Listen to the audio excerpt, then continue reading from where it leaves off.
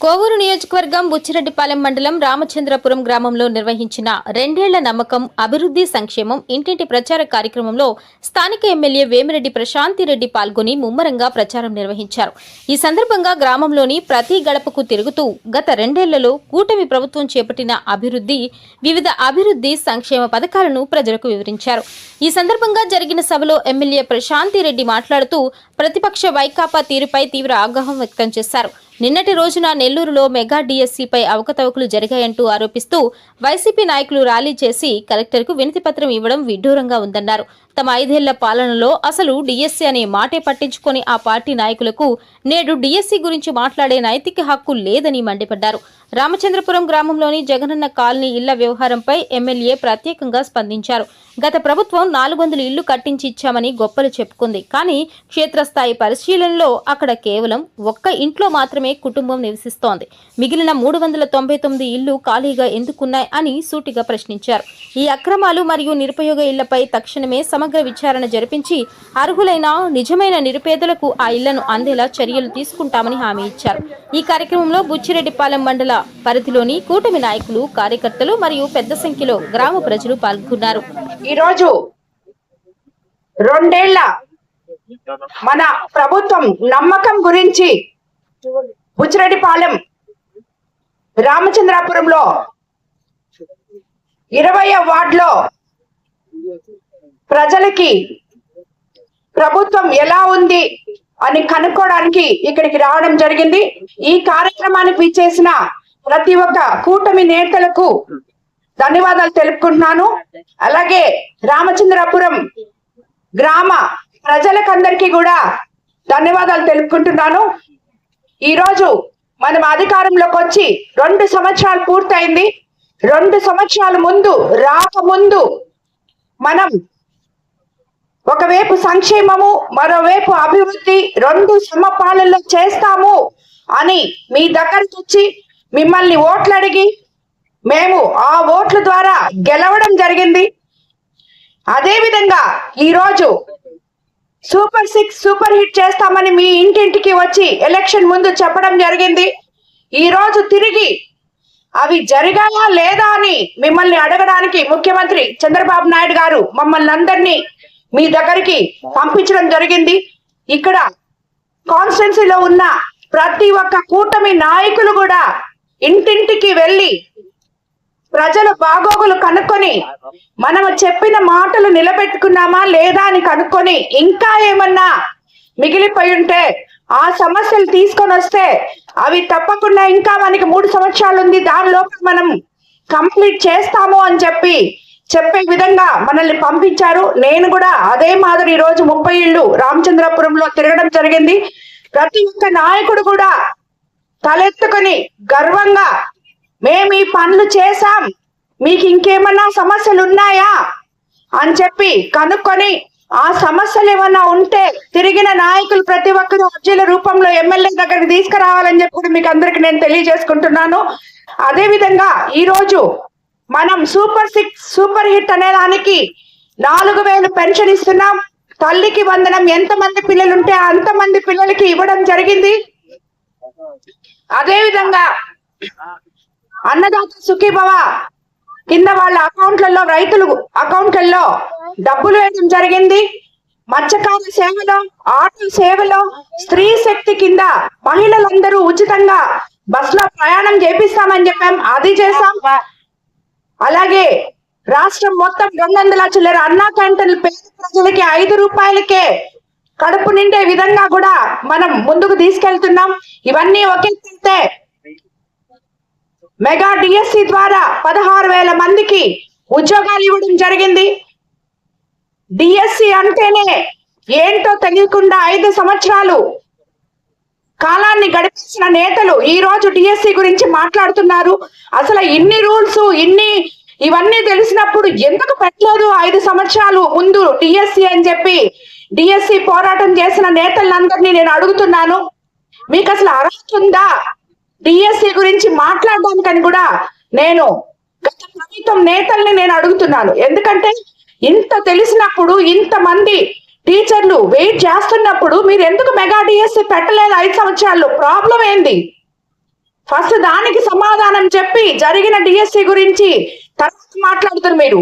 ముందు దానికి సమాధానం చెప్పాలని చెప్పి ప్రతిపక్ష నేతలకు అందరికీ నేను ఈ రోజు అడుగుతున్నాను. ఎందుకంటే నిన్ననే చూశారు, మన నెల్లూరు జిల్లాలో పెద్ద ర్యాలీ ఒకటి చేశారు. అసలు డిఎస్సి గురించి అని చెప్పి నోర్లు చించేసుకొని మాట్లాడారు. అసలు ఏం చేస్తున్నారే మీరందరూ? మినిస్టర్లుగా ఉన్నారు, జిల్లా అధ్యక్షులుగా ఉన్నారు, అదే విధంగా ఎంతో మంది అందరు ఉన్నారు. ఆ రోజు ఎందుకు మీరు మెగా డిఎస్సి పెట్టలేదు అని చెప్పి నేను అడుగుతున్నాను. ఈ రోజు డిఎస్సి గురించి ఇంత తెలివితేటలతో నాలెడ్జ్ తో మాట్లాడుతున్న ప్రతి ఒక్క నాయకుడిని మనం 16,000 మందికి డిఎస్సి ఇచ్చి 16 × 4,000 4 అంతమంది లబ్ధి పొందుతున్న ఈ మెగా డిఎస్సి ఎంతో కష్టపడి టీచర్లు ఉద్యోగాలు తెచ్చుకుంటే వాళ్ళ అభిమానాల మీద, వాళ్ళ మనోధైర్యం మీద దెబ్బతీయడానికి ఈ మెగా డిఎస్సి గురించి మీరు మాట్లాడుతున్నారని చెప్పి నేను తెలియజేసుకుంటాను. అలాగే మన ప్రభుత్వం అధికారంలోకి వచ్చిన తర్వాత ఇప్పుడు ఈ రామచంద్రపురంలోనే ఒక ఎగ్జాంపుల్, ఎన్నో సంవత్సరాల నుంచి ఈ కాలనీ పుట్టినప్పటి నుంచి ఒక్క రోడ్ వేసిన పాపాన్ని పోలేదు. ఈ రోజు మన ప్రభుత్వం, మనం అధికారంలోకి వచ్చిన తర్వాత మన ముఖ్యమంత్రి చంద్రబాబు నాయుడు గారు ఈ రోజు ఇక్కడ ఈ రామచంద్రపురంలో సుమారు మున్సిపల్ డిపార్ట్మెంట్ ద్వారా 10 లక్షలు నుడా నిధులతో సీసీ డ్రైన్లు, 8,50,000తో 15th finance SC sub plan ద్వారా నిధులతో సీసీ డ్రైన్లు, 33,97,000తో 4 సీసీ రోడ్లు, మొత్తం 62,47,000తో ఆల్రెడీ రామచంద్రపురంలో సీసీ రోడ్లు డ్రైన్లు వేయడం జరిగింది. ఇంకా మిగిలినవి కూడా తప్పకుండా ఇప్పుడు ఇచ్చారు స్థానిక ప్రజలు, అవి కూడా చేస్తామని మీకు నేను తెలియజేసుకుంటున్నాను. అలాగే విద్యుత్ శాఖలో 1,38,50,000 ఇక్కడ ఖర్చు పెట్టడం జరిగింది. 98 లక్షలతో ఎస్సీ ఎస్టీ సబ్ ప్లాన్ కింద 98 ఇళ్లకు ఉచితంగా solar roof top connection, RDSS ద్వారా 20 లక్షలతో 4 100 kV ట్రాన్స్ఫార్మర్లు, 8 లక్షలతో 4 25 kV ట్రాన్స్ఫార్మర్లు, 4 లక్షలతో 5 కిలోమీటర్లు కొత్త ఎల్టీ విద్యుత్ లైన్లు, 1 లక్ష 1 కిలోమీటర్ 11 kV లైన్లు రిమూవ్ చేయడం జరిగింది. 7,50,000తో 150 విద్యుత్ స్తంభాలు ఇక్కడ ఇవ్వడం జరిగింది. అలాగే సిఎస్ఆర్ ఫండ్స్ కింద తాగునీటి కోసం 15,04,000 ఇక్కడ ఖర్చు పెట్టడం జరిగింది. అలాగే 3 పేద కుటుంబాలకి మన ముఖ్యమంత్రి సీఎం చెక్కుల ద్వారా 2,51,000 ఇవ్వడం జరిగింది.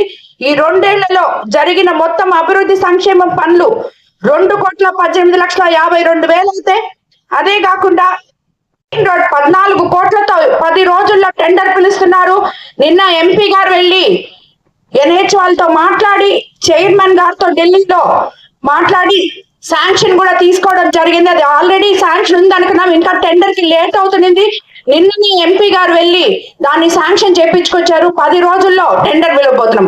ఈ రకంగా చూస్తే ఒక్క వార్డ్ లో ఇంత డబ్బులు ఖర్చు పెట్టడం మన ప్రభుత్వం వచ్చి 20 వార్డులు ఉన్నాయి బుచ్చిరెడ్డిపాలెం టౌన్ లో, ఇది 20వ వార్డు. ఈ వార్డులోనే ఇంత డబ్బులు ఖర్చు పెట్టాం. ఇవే కాకుండా ఈ గ్రామాన్ని మన ఎంపీ గారు దత్తత తీసుకోవడం జరిగింది. ఇవన్నీ ఎందుకంటే మేము ఒకటొకటి ఇప్పుడే స్కూల్ బిల్డింగ్స్ దాన్ని సగం గట్టి ఆపేస్తున్నారు, అవి చేయబోతున్నాం. దాని ఎదురుగా ఉన్న గ్రౌండ్ వాళ్ళకి లేకుండా ఉంది. పిల్లలకి సుమారు 120 మంది పిల్లలున్న ఆ స్కూల్ కి గ్రౌండ్ లేదు. ఆ ఎదురుగా కూడా ఉన్న స్థలాన్ని కూడా సిఎస్ఆర్ ఫండ్స్ లో వాళ్ళకి గ్రౌండ్ గా ఇవ్వబోతున్నాం. అలాగే వాటర్ ప్లాంట్ స్కూల్లో లేదు, విపిఆర్ ఫౌండేషన్ తరఫున వాటర్ ప్లాంట్ కూడా పెట్టబోతున్నాం. రాబోయే రోజుల్లో రామచంద్రపురం గ్రామాన్ని బుచ్చి పట్టణానికి సరిపోయే విధంగా తీసుకెళ్తామని చెప్పి మీకు అందరికీ తెలియజేసుకుంటూ, ప్రతి ఒక్కరు కూడా మనం ఈ రోజు తెలుగుదేశం ప్రభుత్వంలో ఒక నమ్మకమైన ప్రభుత్వంలో మనం ఉన్నాము అని చెప్పి ప్రతి నాయకుడు కూడా ఇంటింటికి వెళ్ళి మనం ఏం చేశామో చెప్పుకునే ధైర్యం మీకు ఉండాలి. ఎందుకంటే మనం చేయకపోతే మీరు బాధపడాలి. ఇప్పుడు ఉన్నది అడుగుతున్నారు కొంతమంది, కొత్త పెన్షన్లు పెట్టిన తర్వాత అమ్మా మీరు పెట్టుకోండి వస్తాయి అని చెప్పి చెప్తున్నాం. రిలీజ్ అయినప్పుడు తప్పకుండా వస్తాయి. అలాగే ఇళ్ళు కూడా చాలా మంది ఇక్కడ ఇల్లు చెప్పారు. ఇప్పుడు ఈ రామచంద్రపురంలోనే 400 ఇళ్లులు ఉన్నాయి జగనన్న కాలనీలో. 400 ఇళ్లులు. ఆ 400 ఇళ్లలో ఒకే కాపురం ఉంది. 399 ఇళ్లులు నిరుపయోగంగా పడున్నాయి. కానీ ఈ కాలనీలో ఇల్లు, ఒక ఇంట్లో 4-5 కాపురస్తులు ఉన్నారు. ఎవరి వల్ల జరిగింది ఇదంతా? ఎందుకు జరిగింది ఇదంతా? మరి నిజంగా మీరు లబ్ధిదారులకి ఇల్లు కావాలి అనుకున్న వాళ్ళకి ఇల్లు ఇస్తే వాళ్ళు ఎందుకు వచ్చి కాపురం ఉండడం లేదు?